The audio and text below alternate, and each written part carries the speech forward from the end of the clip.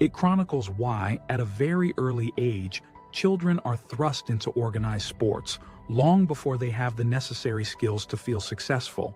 Fathers and mothers are asked to be their coach without having any training on how to coach, and the leagues in which kids play are governed by volunteers whose main focus becomes scoreboards, championships, and all-star games. Statistics show that close to 70% of kids will have quit by the age of 13. Most said it ceased to be fun. And that's why Johnny hates sports. Well, good morning, everybody, and welcome to, I think, our 21st edition of Why Johnny Hates Sports. We've kind of arranged things a little different this time, doing a thing called Press Box. Now, Press Box, we do from the national headquarters of the National Alliance for Youth Sports, and they collect stories from all over the country about abuse in kids' sports or whatever is happening. So I'm going to introduce you now to the first time we do Press Box. Here we go.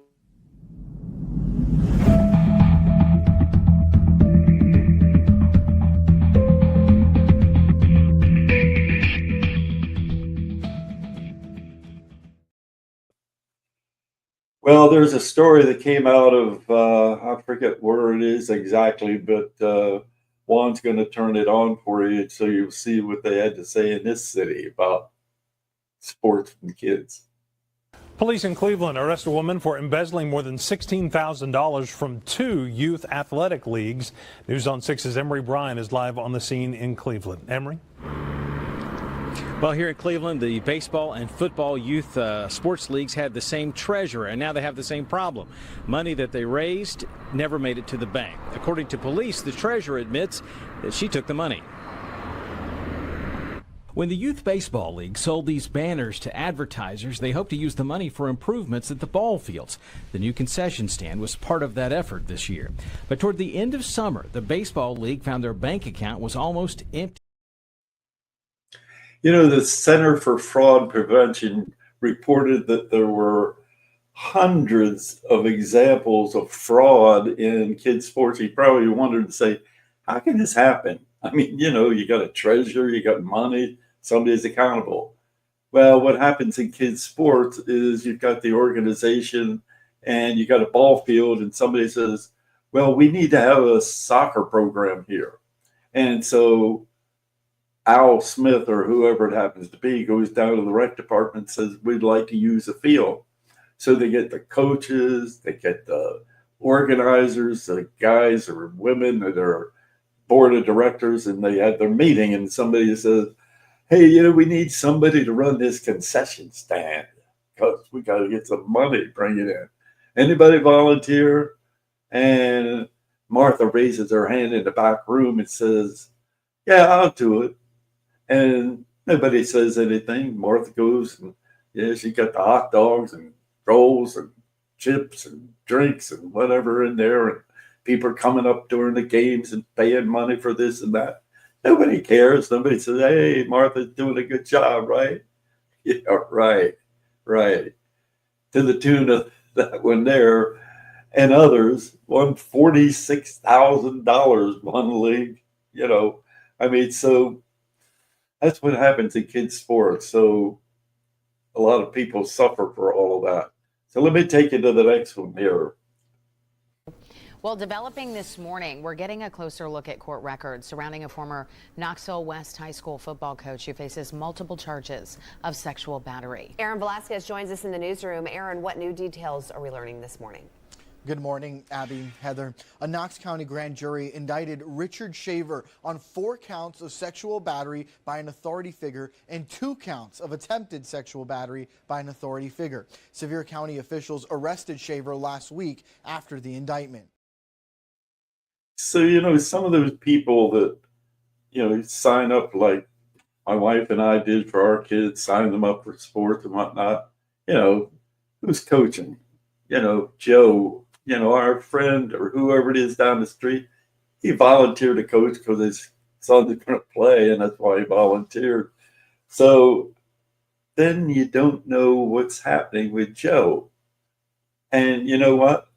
To the tune of thousands of kids are being sexually abused because nobody ever stopped to say, who is this guy or who is this gal? And, I look back and I remember reading about Boy Scouts of America. And I saw a thing here, the Boy Scouts. In 1922, get this, 2.46 billion, that's a B, not an M, billion settlement was approved to compensate 82,000 kids and Boy Scouts. You probably say, well, that's the Boy Scouts. So what about kids' sports? Well, there's the difference. See, Boy Scouts, you could say Boy Scouts of America, everybody, sure, I heard of Boy Scouts of America. Have you ever heard of Youth Sports of America? No. Have you ever heard of a Jonesville Youth League? Sure. And whatever youth league. They're all organized independently all over the country. So nobody has any control over anything. Who are you going to sue? You have to sue at the local level if you find somebody. And what do you do if you're a parent out there? Well, first of all, you got to be very vigilant, because if I had a kid today that was playing in kids' sports, first thing I'd say to the league, do you do any screening? Screening for these people that are coaching. And if they say they don't, get your kid out of there and get them into a league that has screening and protecting kids through that screening process.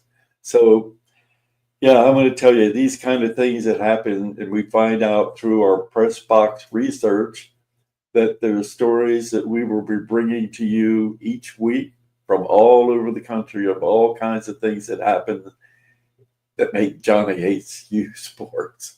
So we're going to end this and go to that new segment that we've got with my friend Ross Smith, and it's called Extra Innings. Here we go. Extra Innings with Fred and Ross.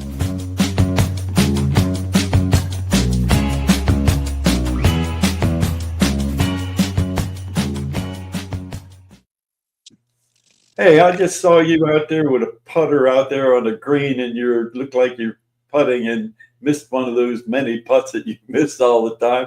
Morning, Ross. Good morning. Good morning. How we doing? I'm doing good. What's that got on that hat? What's that Got a logo little, up there? little Palm Beach Nash logo to it. Oh, you're looking good this morning. Yeah, got me a fresh haircut, Fred. What do you think, man? Got it all trimmed up, Yeah, trying to it's keep it good. tight like I you. like it. I think you look good. I don't know about that cart that you're in. It's, not the luxury golf cart, but it's good enough. And I like the way that you set up your your little cell phone. I'm always going to be here for you. You know that. Yeah, you're getting me all choked up. Anyway, hey, Ross, you know the thing about NIL now with the colleges? That is amazing. And you being a former college and professional athlete, I got to read this to you, and I want you to tell me what you think. It said in June of 2025, a federal court approved the landmark House versus the NCAA settlement, making a transformative shift in college sports. The settlement includes $2.8 billion in back damages. Remember that, Ross, back damages for athletes who were unable to profit from their name, image, and likeness, NIL, between 2016 and 2024, just last year. Mm-hmm. So starting with these schools, I got to ask you the question. It's the old day late and a dollar short or whatnot with Ross Smith, former college athlete. Yeah, I kind of feel that way, just a little bit. But then they think about the people that played before me too. So, they could be feeling the same type of way. I don't know why they only went back to the certain years that they went back to, but I think it's just like you said, a day late and a dollar short, but at least they're trying to do something to compensate for how much time and effort that these people are having to sacrifice to, compete at a high level and be, a college student as well. It's not easy. Yeah, but I mean, like you said, that you were in college, or you went to Auburn, Hmm. played ball. Hmm. Now I know, with this $2.8 billion being spread out to all these different colleges, yeah, they look and they say, well, the football program brings in this much, and Hmm. basketball, but Hmm. baseball. I mean, I've been to college baseball games, and there weren't too many people paying money. So, what do No. you think happens to those poor baseball players? Um, Well, I mean, yeah, it's all relative to like the amount of money that you bring in. There's some schools that don't have any type of baseball program whatsoever, as far as outside of just like the people that play. I was fortunate enough to go to Auburn, where we brought in a pretty few thousand amount of people every weekend. So I can understand the deviation of different types of money to those kids. And I don't know What do how you you got? scale that. You got a lot of bugs out there, Ross. Dude, we're in South Georgia. It is Nat Central out here, brother. It is unbelievable bad. I thought you were drawing those flies. I actually took a shower this morning, so I don't stink. It can't be that. But as far as like what goes on with the schooling, I mean, I don't really have say. It is what it is right now. What I don't like about the whole situation is how the kids act because they're making money now. Back then, you used to play with people that enjoyed playing because you enjoyed it. Now, if they're not paying enough or not getting enough playing time, it's becoming crooked. Yeah, I mean, it just baffles my mind that with that, I mean, college athletics today is just, I don't know, I can't get it. I mean, you got like what's his name for Cooper for Duke basketball. Yeah. I mean, I think he got like $9 million just to come to transfer to Duke to play basketball. I And then mean, why would you go in the draft if you're making that much money? yeah. I So mean, you're going to get X amount of million, but you could get a college degree. You get a college degree and stay in school and get a piece of paper and not, make millions of dollars doing that. I don't see the urge to go pro anymore. yeah, I mean, why would somebody, if they're making that kind of money, in college, uh, I guess you got to go to college just to get accepted, to be able to get that money. Is that the way you think it works, or? Ah, it's completely lost its luster to where, this whole word commitment these days is not real. It's in my mind, it's basically free agency every year in college, where if I can just go somewhere and make more money, I don't care what happened the year before, or who my coach was, or what they did playing time wise. I'll go somewhere that just makes more money. Yeah, yeah, why not? Year by year Well, contracts. yeah, right. I tell you what, though, you got to go hit your ball next, or what? Should we Nah, go to the next thing? they can give me a bogey. It's all right. I'd rather talk to you, Fred. You would? You Yeah, mean brother. because where'd you hit the last ball? Uh, right here. Okay. Hey, you know what? Let's go to what you told me one time. I was walking out the golf course, and of course, that's where I met Ross. He's working at the golf course there. He left the Cardinals farm team and decided to come down in Florida and be on that golf course. So he really has to work hard. As you can see, he's out there really working hard today. But Ross said to me one day, "Hey, I really liked your book. I liked the book that I've written about all these different people I have had the opportunity to meet. So, Ross, what do you got for me today?" I got to bring up, well, we kind of teased it last week, but the meeting you had with your interaction and then ultimate friendship you had with Cal Ripken Jr. I was really intrigued about that. That chapter in your book was really fascinating. Yeah, you know how fascinating it was. I mean, it was crazy. I'm at my desk one day, and I'm looking at my email, and all of a sudden I see an email from Cal Ripken Jr. And I said, "Yeah, right." No Cal, way. Cal No Ripken, way. huh? No way. I mean, just out of the blue, you had an email from Cal Ripken Jr.? Yeah, right. I mean, I'm saying, hey, he's not going to email me. So I said, I'll look at it because it's probably somebody like Ross Smith play a prank on me. So I go in there and I look and it says, Fred, I just want you to know I read your book and I really liked it. And I thought it was a great book about kids in sports. And I'm thinking, hey, this might be Cal Ripken. And he Now, says at the end, yeah. So he says at the end, come up and see me if you're ever in Baltimore. Can you imagine that? I'd make a flight pretty quick for no reason to go up to Baltimore. I'm just saying. That's kind of what I did. That I man, the the Iron Man plane. tells you to come visit. I'm gonna go visit, brother, for sure. Yeah. So I took his flight. I actually I had to go. I had a speaking engagement at the University of Delaware, and I flew into Baltimore because that's the closest airport they could get. And I rented a car and I drove out. He gave me the address and I went up and I walked in the office. I'm like, my stomach's churning upside down and around because, I'm from Maryland and I've known Cal Ripken Jr. So he's meeting forever. an idol, right?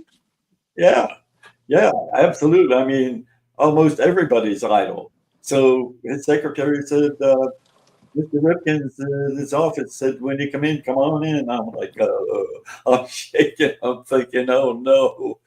I walk in the room and hey, how you doing, man? I said, I have a seat. And he comes behind his desk and goes, sits over there. I thought, okay, this is going to be like 3 or 4 minutes. And he's going to say, it's nice seeing you. I got a lot of stuff to do. It's going, you think I'm kidding you, but it was an hour and a half later that he got a note from his secretary. He says, Mr. Ripken, you have to be over in Aberdeen today for a photo shoot.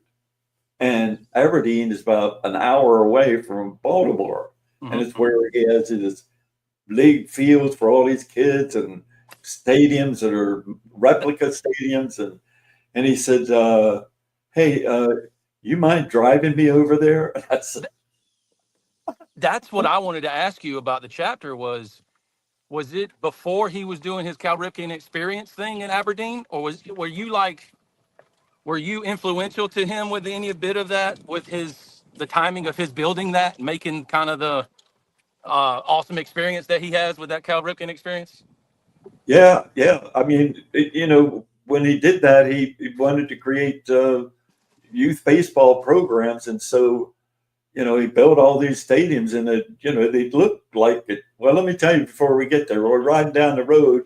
We've got 95 and I'm driving down the road with him. I'm thinking, somebody riding by here looking to say, hey, that's Cal Ripken Jr. Who the hell's that guy he's with? And You got to wonder. So we get there and I'm thinking, all right, he said, thanks a lot for the ride.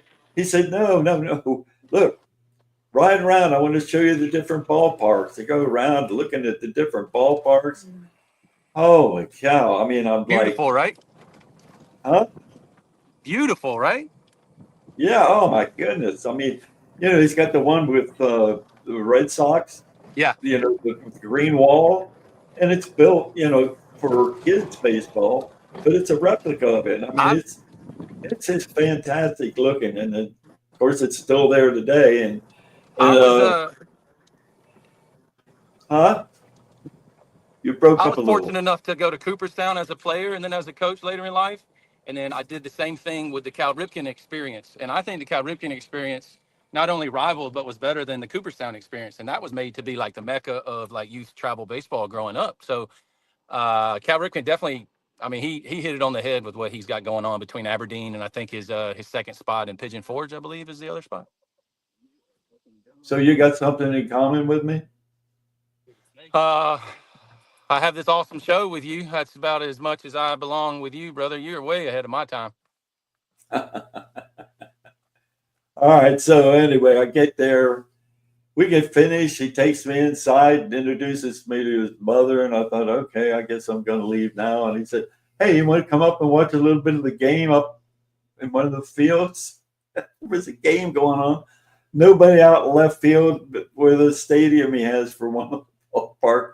I'm sitting there with Cal Ripken. He's still talking about. He's telling me about his son playing baseball at the time, and was, I don't know, about like 12 years old. He's telling me how his son comes in, and I try to tell him, and my son tells me, he said, "What the hell do you know about it?"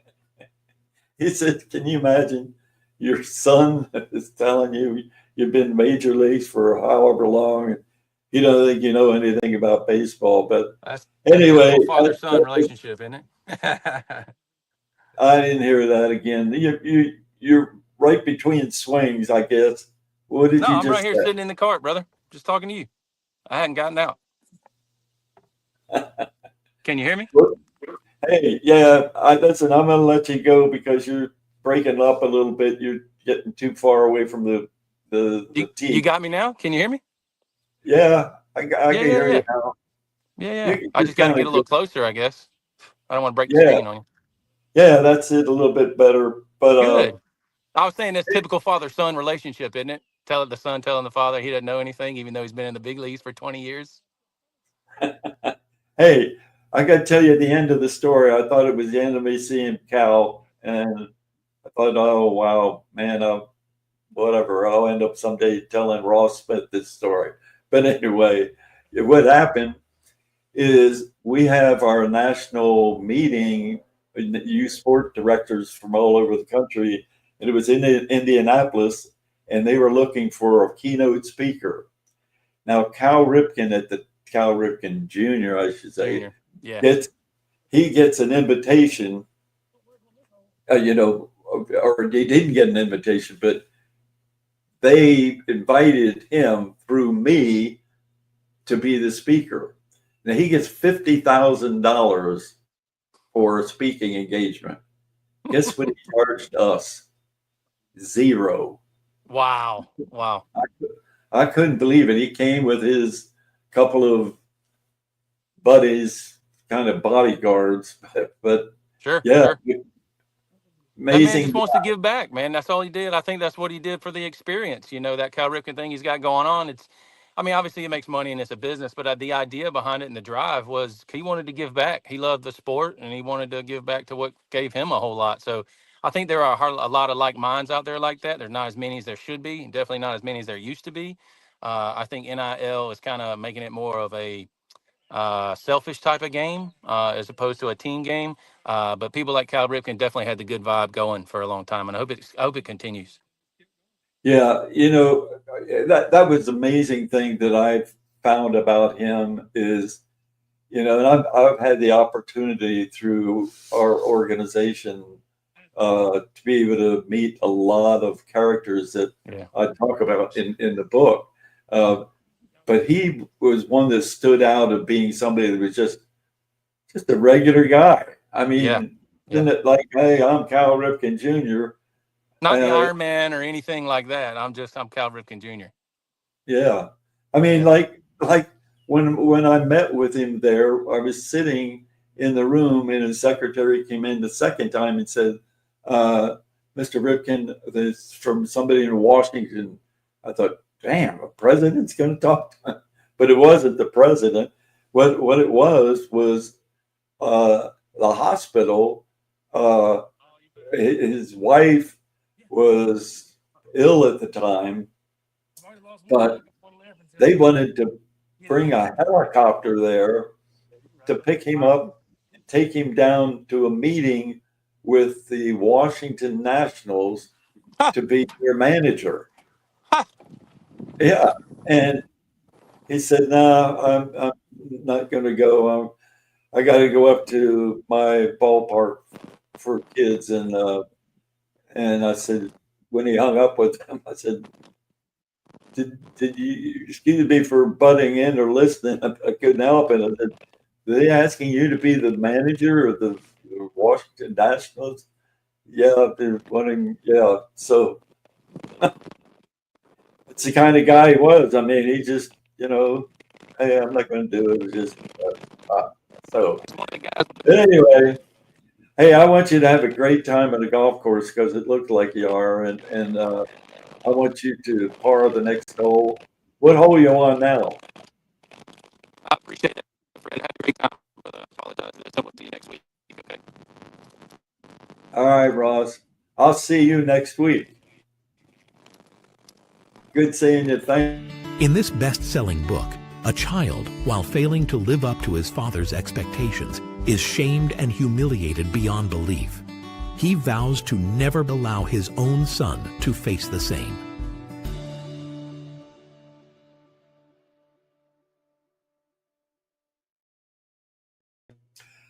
There you got it. That's why Johnny hates sports with our extra innings and the press box. So I hope we entertained you a little bit this week because it's getting close to next week, which is 4th of July weekend. And you can listen to this on the radio, but you won't be able to hear me and Ross banter back and forth. So in the meantime, then, I want you to have a great weekend and a great 4th of July weekend. Have those days off. Shoot those fireworks, folks. See ya. This program is sponsored by Sir Durf Publishing in the interest for better sports for kids. Better kids for life.